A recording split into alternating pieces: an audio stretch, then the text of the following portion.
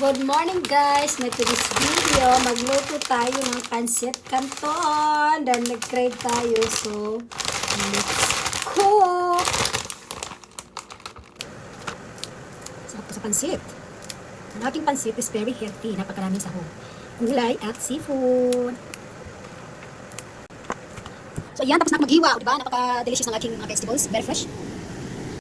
So, ayan. O, diba? Napaka-fresh ng mga gulay. And, syempre, ito ang ating sahog. Oh, meron tayong squid ball. Fish ball ba yan? Hindi ko alam.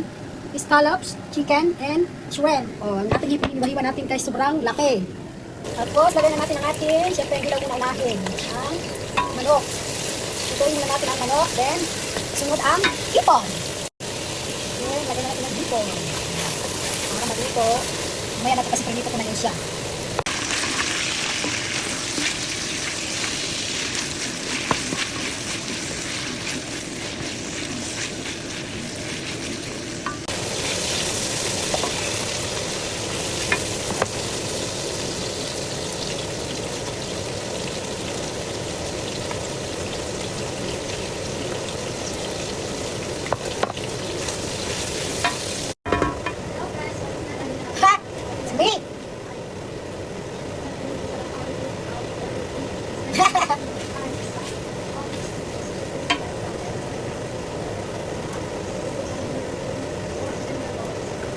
So ayan, mukhang masarap talaga ng ating pansit sa dami ng sahog ng oyster.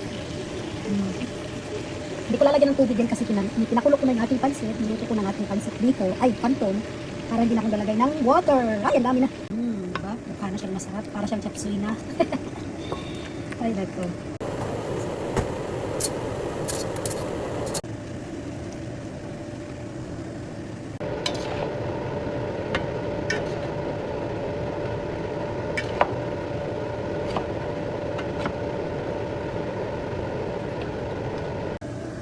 Galing ko magluto.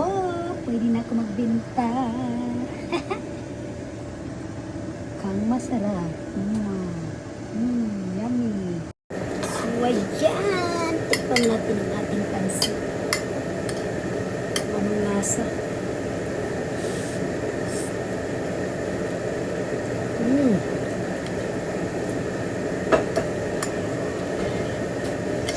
Delicious.